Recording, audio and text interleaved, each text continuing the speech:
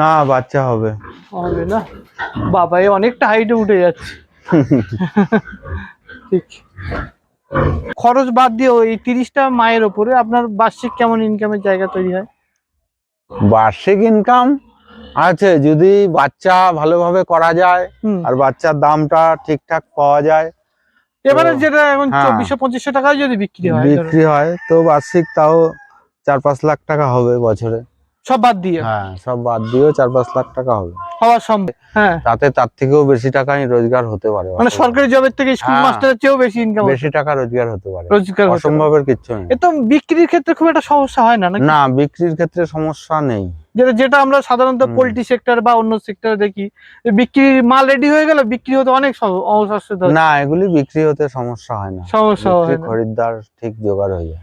আচ্ছা, আপনার এই 18 বছরের এক্সপিরিয়েন্সে কোনো বড় কোনো সমস্যার সম্মুখীন হয়েছেন? বড় কোনো সমস্যার সম্মুখীন দুবার হয়েছিলাম। একবার ওই এফএমডি রোগ হয়েছিল, যেটা পায়ে ঘা আর মুখে ঘা হয়। সেটা কি এখন ভ্যাকসিনেশন করেন? হ্যাঁ, ভ্যাকসিন করি। তো সেবার ভ্যাকসিনও করা ছিল, তারপরেও আমার বুদ্ধির ভুলে সেই জিনিসটা হয়ে গেছিল। মানে বাইরে থেকে একটা মাল কিনেছিলাম, সেই মালটার সঙ্গে মানে রোগটা ফার্মে চলে এসেছে। সেটাকে আলাদা রুমে রাখেননি? আলাদা রুমেই ছিল, কিন্তু ভ্যাকসিন করা ছিল, তাতেও মানে হালকা হালকা লেগে গেছিল। তো সেটা কিছুদিন সমস্যা হয়েছিল, তারপর ঠিক হয়েছিল। আর তারপর আর একবার হয়েছিল সোয়াইন ফিভার লেগে গেছিল। মানে শুয়োরের যে সোয়াইন ফিভার যেটা রোগ, সবচেয়ে বড় রোগ হলো সোয়াইন ফিভার।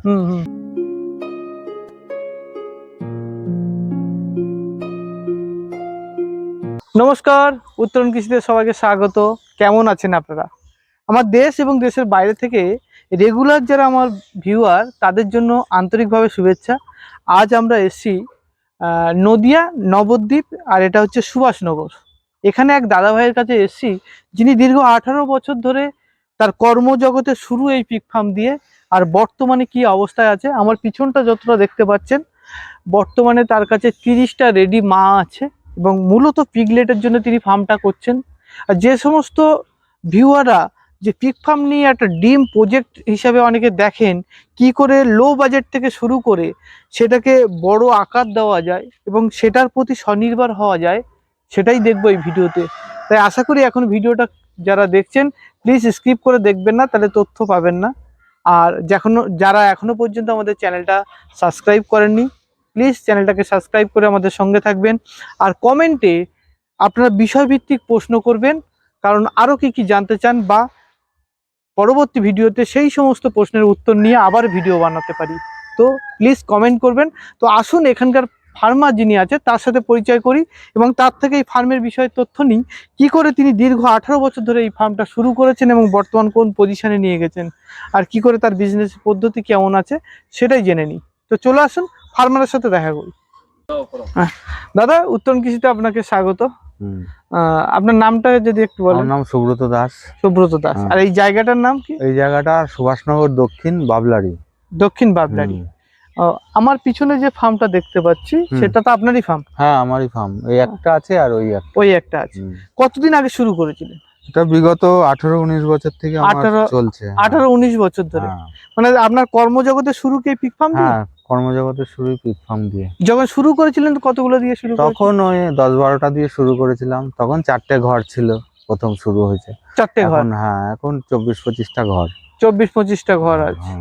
আর টোটাল পশুর সংখ্যা কত আছে এখন? পশুর সংখ্যা ওই 30-32টা হবে। 30-32 আছে আপনার? মেয়ে 26-27টা আছে। আচ্ছা, আর এমনি আপনার মেল কটা আছে? মেল আছে 3টে। যেটা বিডার? 3টে আছে। 3টে আছে না? ও, সেগুলো আপনি মূলত কিসের জন্য করেন? বাচ্চার জন্য? মূলত বাচ্চার জন্যই আমার চাষ। বাচ্চার জন্য ফার্মটা নিজেই দেখাশোনা করেন? ফার্মটা নিজেই দেখাশোনা করি। আচ্ছা আচ্ছা। এখন মোটামুটি বছরে এখন কটা করে লট ওঠে বাচ্চার আপনার? বাচ্চা বছরে 2বার করে হয়, 6 মাস পরে পরে বাচ্চা। 6 মাস করে? মানে বছরে 2টো করে লট আপনি নিতে পারেন? বছরে 2বার করে বাচ্চা পাই। কতগুলো মা আছে যারা বাচ্চা দিচ্ছে এই মুহূর্তে? এই মুহূর্তে 25-26টা আছে। 25-26টা মা বাচ্চা দিচ্ছে, রেগুলার বাচ্চা দেয়? হ্যাঁ, রেগুলার মানে ওই বছরে 2বার বাচ্চা হচ্ছে। বছরে 2বার বাচ্চা দেয়। কটা করে বাচ্চা দিচ্ছে মতো সাধারণত? এগুলি 10টা-12টা করে দেয় বাচ্চা। 10টা-12টা করে বাচ্চা দেয়। মার্কেটিং এর ক্ষেত্রে খুব একটা তো অসুবিধা হয় না নাকি? না, মার্কেটিং এর ক্ষেত্রে খুব একটা। চলুন দাদার ফার্মটা একটু ভিজিট করি, দেখা যাক ফার্মে কি আছে। চলা যাক। দাদার যে ফার্মটা শুরু হচ্ছে, দাদা কিন্তু একটা টেকনোলজি ইউজ করেছে, মানে অর্থাৎ ফার্ম থেকে আমি দাদাকে দেখাতে বলবো, দেখো একটা ছোট্ট ক্যানেল চলে এসে তিনি তৈরি করেছেন, মানে একটা ড্রেন, পাকা ড্রেন, এবং এখানে একটা চেম্বার করেছে, মানে পিক ওয়েস্টটা কিন্তু এখানে পড়ছে। পাশাপাশি দুটো চেম্বার আছে এবং ওই দূরে দাদা দাঁড়িয়ে আছে। ফার্মে গিয়ে ওখান থেকে আমরা শুরু করব। দাদার ফার্মের সেট আপটা এখান থেকে শুরু হচ্ছে, চলুন যাওয়া যাক।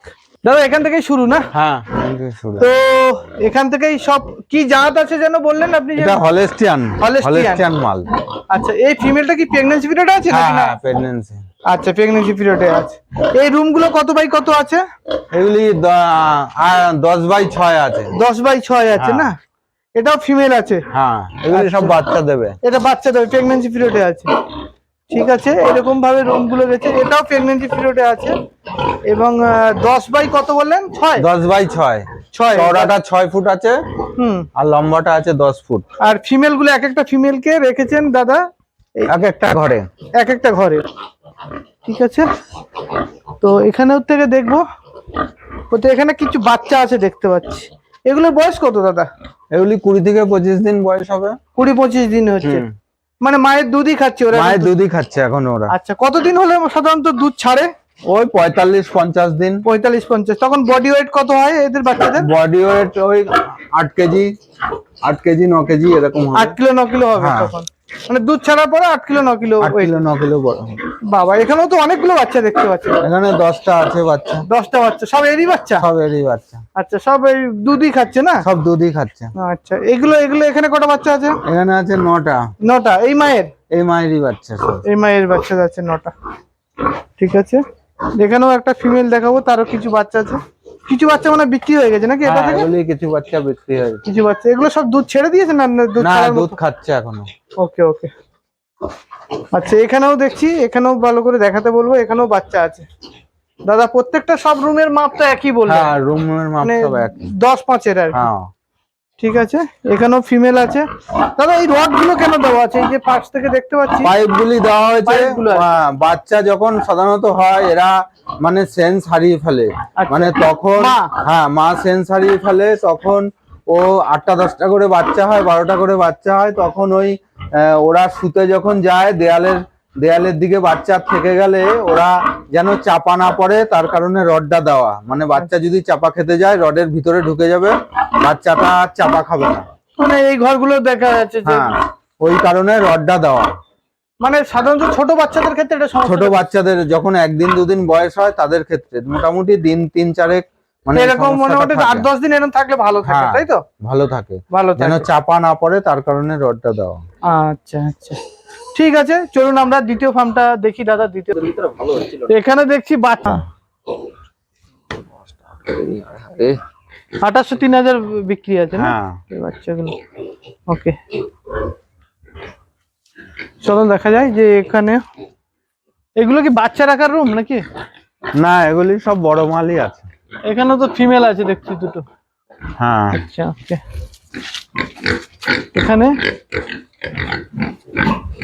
এখানে বোর রাখা আছে নাকি?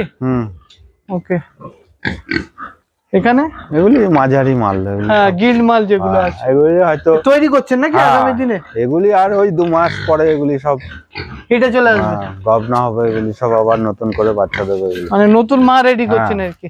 এগুলোও তাই? হ্যাঁ, এগুলিও তাই। এগুলোও তাই।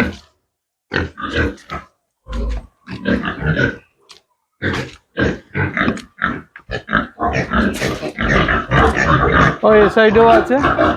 এখানে কি রেডি মা আছে নাকি এগুলো নতুন? না, এগুলি সব ওই বিট হচ্ছে। আচ্ছা, এরপর আবার ওই ঘরে চলে যাবে। এগুলো মেল কটা আছে এর মধ্যে? 4টে মেল আছে আর ফিমেল একটা। একটা ফিমেলকে দিয়েছেন আর 4টে? 4টে মেল আছে, একটা ফিমেল আছে। ওকে, এটা হচ্ছে ব্রিডিং রুম যদি বলা হয়, বিটে আনার জন্য এটা করা হয়েছে। সাধারণত ক্রস যখন করান কটা দিয়ে ক্রস একটা ফিমেলকে? দুটো দিয়ে করান না? কতদিন রাখতে হয় মেলের ঘরে? ওটা ঠিক নেই, ওটা এমনিও ঢুকিয়ে রাখা হয়, আবার এমনি গরম হলে পরে তখন দিলে পরে ওই একদিন দুদিন থাকলেই হয়ে যায়, অসুবিধা হয় না। এক দুদিন থাকলেও হয়ে যায় না? এটা কি? এটাও একটা মা আছে মনে হয়। এই বাচ্চা হয়েছে না হবে? না, বাচ্চা হবে না। বাবা, এ অনেকটা হাইটে উঠে যাচ্ছে। ঠিক, টাকা সাশ্রয় হবে। আচ্ছা, হোটেলে খাবার কি আপনার কোনো রকম অসুবিধা হয় না পশুর ক্ষেত্রে? না, হোটেলের খাবারে কোনো কিছুতেই অসুবিধা হয় না। লিভারের সমস্যা টমস্যা কিছু আসে না। কিচ্ছু আসে না। হোটেলের খাবারটা মানুষেরই তো খাবার, ওই খাবারটা এক্সেস খাবারটাই হোটেলের মানে আনা হয়। ওটা একটু পচে গেলেও অসুবিধা হয় না। ওর সাথে কি টক্সিবাইন্ডার টেন্ডার কিছু ইউজ করেন? না, ওর সঙ্গে এমনি সাধারণ খাবার যেমন আমাদের প্রতিদিন সিদ্ধ করা হয়, খুদের সঙ্গে মিশিয়ে, ওর সঙ্গে মিশিয়ে, কুড়ো দিয়ে মিশিয়ে দিয়ে দিলাম, অসুবিধা হয় না। অসুবিধা হয় না। আর তার সঙ্গে মুরগির ছাল, ভুড়ি ঠুড়ি এগুলি। আপনার একটা পশু রেডি করতে খরচ কেমন পড়ে, মানে বাচ্চা হওয়া পর্যন্ত আর কি? বাচ্চা মানে ডেলিভারি হওয়া অবধি, মানে ছোট থেকে রেডি হওয়া, ডেলিভারি হওয়া পর্যন্ত মায়ের বেশি অংশ তো আপনার মা আছে। হ্যাঁ, ওই 8,000-9,000 টাকা। আর 9,000 টাকা একটা পুরো বাচ্চা দেওয়া পর্যন্ত রেডি হয়ে যায়। রেডি হয়ে যায়। একবার বাচ্চা দেওয়ার পর আবার কতদিন আসছে হিটে? 6 মাস পরে আবার বাচ্চা দেবে। আবার বাচ্চা দেবে। একবার বাচ্চা দেওয়ার 2 মাস বাদে আবার হিটে আসবে। 2 মাসের মধ্যে বাচ্চা বিক্রি হয়ে যাবে, 2 মাস পরে আবার হিটে আসবে, আর তারপরে আবার 4 মাস পরে আবার বাচ্চা। 4 মাস না, ওই 1 মাস 8 দিন, 1 মাস 8 দিন পরে বাচ্চা, মানে 4 মাস হওয়া থেকে ওই দিন 10 বাকি থাকতে। আচ্ছা, 4 মাস মানে টোটাল 4 মাসও লাগে না। 4 মাসে ওই 120 দিন হচ্ছে, তো 110 থেকে 12 দিনের মাথায় বাচ্চা। 110 থেকে 12 দিনে ভালো হওয়ার পরে। তো মোটামুটি আপনার যে এই 30টা মা আছে, 30টা মায়ের ওই এভারেজ 8,000 টাকা করে 30টা মায়ের খরচা নাকি? হ্যাঁ, 30টা মায়ের খরচা। তো এটা আপনি দেখাশোনা করেন না? আমি দেখাশোনা করি। আমি কোথাও গেলে তখন লোক আছে, সে দেখাশোনা করে। না, এমনি পার্মানেন্ট কি লেবার রাখা আছে না আপনি নিজে? পার্মানেন্ট লেবার নেই, আমি একাই করি। সারাদিন খাটনি এর পিছনে, প্রচুর খাটনি আছে না? সারাদিনই করতে হয়, আমি একা বলে। যদি লোক থাকতো তাহলে সারাদিন করতে হতো না। আচ্ছা, সবকিছু খরচ বাদ দিয়ে এই 30টা মায়ের উপরে আপনার বার্ষিক কেমন ইনকামের জায়গা তৈরি হয়? বার্ষিক ইনকাম আছে, যদি বাচ্চা ভালোভাবে করা যায় আর বাচ্চার দামটা ঠিকঠাক পাওয়া যায়। এবারে যেটা এখন 2400-2500 টাকায় যদি বিক্রি হয় তো বার্ষিক তাও 4-5 লাখ টাকা হবে বছরে। সব বাদ দিয়ে? হ্যাঁ, সব বাদ দিয়েও 4-5 লাখ টাকা হবে, হওয়া সম্ভব, অসুবিধা নেই। এবং সেটা আপনি নিজে খেটে, তাই না? হ্যাঁ, নিজে খেটে। যদি ধরুন স্বাভাবিকভাবে আমরা কি করি, যারা বাইরে জব করে বা যে কোনো সরকারি জব করে, প্রায় যদি একটু এফোর্ট দেওয়া যায়, সরকারি জবের কাছাকাছি যাওয়া যায়। তাই নাকি?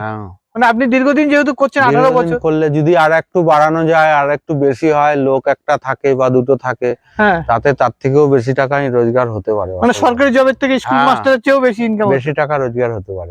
অসম্ভবের কিছু নেই। এ তো বিক্রির ক্ষেত্রে খুব একটা সমস্যা হয় না? না, বিক্রির ক্ষেত্রে সমস্যা নেই।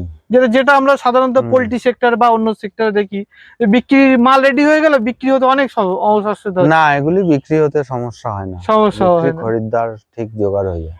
আচ্ছা, সোয়াইন ফিভারটা, যেটা সোয়াইন ফ্লু বলে লোক, যেটা সোয়াইন ফ্লু বলে, ওটা শুয়োর থেকেই ছড়ায় সোয়াইন ফ্লুটা। আচ্ছা, ওটা একবার হয়েছিল, ভ্যাকসিন আমার করা ছিল, সব মালের করা ছিল না। ওটা আবার পেটে বাচ্চা থাকলে ভ্যাকসিন করা যাবে না, করা যায় না। এফএমডিটা করা যায়, কালকে ডেলিভারি হবে, আজকেও করে দেওয়া যায় ভ্যাকসিন, কিন্তু সোয়াইন ফিভারটা পেটে বাচ্চা থাকলে ভ্যাকসিন করা যাবে না। ওটা যেগুলির বাচ্চা ছিল, পেটে বাচ্চা ছিল, সেগুলিকে করা হয়নি, তো সেইগুলি সব নষ্ট হয়েছিল কিছু মাল। আর যেগুলির ভ্যাকসিন ছিল সেগুলিকে সেরকম কিছু করতে পারেনি, তো সেই মালগুলির ক্ষতি হয়েছিল অনেকগুলি টাকার। তারপরে এখন সব ভ্যাকসিন করা হয়, অসুবিধা নেই। কত সোয়াইন ফ্লু ভ্যাকসিনটা কোন বয়সে আপনার দেওয়া যায়? সোয়াইন ফ্লু ভ্যাকসিন 2 মাসেই করা যায়, 2 মাস বয়সে থেকেই করা যায়। তাহলে এফএমডি আর সোয়াইন ফ্লুটা করে নিলে সাধারণত খুব একটা সমস্যা হয় না? এফএমডিটা করার 21 দিনের মাথায় সোয়াইন ফ্লু করা যাবে, অসুবিধা নেই, 1 মাসের মাথাতেই সোয়াইন ফ্লু করা যাবে। আর এফএমডিটা হবে বছরে 2 বার। সোয়াইন ফ্লু সরকারি মতে বছরে 1 বার, কিন্তু অনেকে 2 বারও দেয়। মানে ডোজ ওভারডোজ থাকলে পরে অসুবিধা নেই, কিন্তু কম হয়ে গেলেই বিপদ। অনেকে মানে 2 বছরে 3 বার করে এরকম সিস্টেম। আচ্ছা, এই ভ্যাকসিন গুলো আপনারা কি গভর্নমেন্টের কাছ থেকে পান? গভর্নমেন্টের কাছ থেকে আগে পেতাম, এফএমডিটাও পেতাম, সোয়াইন ফ্লুটাও পেতাম। হ্যাঁ। এফএমডিটা আগে কেউ নিত না, গভর্নমেন্টের হসপিটালে এসে পড়ে থাকতো, আমাদের দিত, নিয়ে যেতে বলতো, নষ্ট হতো, দিয়ে দিত। আমরা ওই এনে করতাম, ফেলে দিতাম, নষ্ট হয়ে যেত। এখন কিনে আনতে হয়, গভর্নমেন্টের কোনো সাপ্লাই নেই। আর সোয়াইন ফ্লুটাও তাই, এখন 60 টাকা করে 5টার ডোজ, ওটা 60 টাকা করে দাম নেয়। ওটাও কিনে আনতে হয়, এখন আর সরকারি সাপ্লাই নেই। মানে 60 টাকা করে ওটা কতজনকে দেওয়া যায়? 5 জনাকে, 5টারই ডোজ হয়, মানে 12 টাকা করে পার পশু পড়ছে। ওটা 5টারই ডোজ, 60 টাকা করে সরকারি মানে কিনে আনতে হয়। মানে এটা কি अवेलेबल আছে ভ্যাকসিনটা মার্কেটে? ভ্যাকসিনটা अवेलेबल নেই। আচ্ছা, এফএমডিটা अवेलेबल আছে। এফএমডিটা এখন সোয়াইন ফ্লুবারটা অনেক জোগাড় করে নিয়ে আসে। জোগাড় করে, ওটা সরকারি সাপ্লাই, এখনো বাইরে থেকে ওটা সাপ্লাই নেই। সরকারি সাপ্লাই, ওটা কিনে আনতে হয় এখন। আচ্ছা, সাধারণত এইগুলো ছাড়া বড় কোনো সমস্যা আসে না? এগুলি ছাড়া আর বড় কোনো সমস্যা এদের নেই। আচ্ছা, ট্রিটমেন্টের ক্ষেত্রে যদি আপনি যেটা বলেন, মানে এইগুলো যদি আমরা সাধারণত দেখে রাখি, এই যে ভ্যাকসিনেশন গুলো, রুমের স্যানিটাইজেশন পরিষ্কার করা বাদে, এই ক্ষেত্রে এছাড়া তো কোনো বড় কোনো সমস্যা না, এছাড়া কোনো বড় কোনো সমস্যা নেই। মানে খুব বেশি হ্যাপা পাওয়াতে হয় না? না, খুব বেশি পোয়াতে হয়। যাই হোক, আপনাকে অনেক ধন্যবাদ, এত সময় দিয়েছেন। আর আপনাকে লাস্ট একটা কোশ্চেন করব, যদি কোনো ইয়াং জেনারেশন বা যারা নতুন এই সেক্টরে আসতে চাইছেন, তাদের জন্য যদি কোনো উপদেশ থাকে আপনার? তাদের জন্য বলবো, বেকারত্ব যদি কেউ কমাতে চায়, বা তাদের যদি কোনো নিজস্ব জায়গা থেকে থাকে, জায়গা না থাকলে তো হবে না। নিজস্ব জায়গা, সেফটি জায়গা, আবার নিজস্ব জায়গা না থাকলে হবে না, সেফটি জায়গা যেন বসতি না থাকে সেখানে। কেননা সে আশা করে করবে একটা ভবিষ্যতের কথা চিন্তা করেই। হ্যাঁ, সেখানে যদি দেখা যাচ্ছে 2-5 বছর করার পরেই অবজেকশন আসলো যে ফার্ম এখানে চালানো যাবে না, হ্যাঁ, সেক্ষেত্রে আমি বলবো যে ভালো একটা জায়গা দেখে, মানে জায়গা নির্বাচন করুন, জায়গাটা নির্বাচন করে, তো পিছনে এগোতে, সামনে এগোতে, এগিয়ে সেটাকে ঠিকঠাক করলে আমার মনে হয় ভবিষ্যৎ ভালো হবে, খারাপ হবে না। এর মার্কেট তো अवेलेबल আছে। মার্কেট अवेलेबल আছে, বিক্রি আছে, মাল তৈরি করতে পারলে বিক্রি আছে। হ্যাঁ, আর তার পিছনে শ্রম দিতে হবে কম বেশি। ঠিক। ঠিক আছে, ধন্যবাদ দাদা, আপনাকে অনেক ভালো থাকবেন। এতক্ষণ আমাদের চ্যানেলকে দেওয়ার জন্য আপনাকে অনেক অনেক আন্তরিকভাবে শুভেচ্ছা। ভালো থাকবেন আপনারাও, আর দেখতে থাকুন পরবর্তী পর্বে এই ধরনের গুরুত্বপূর্ণ ভিডিওগুলো। ধন্যবাদ সকলকে।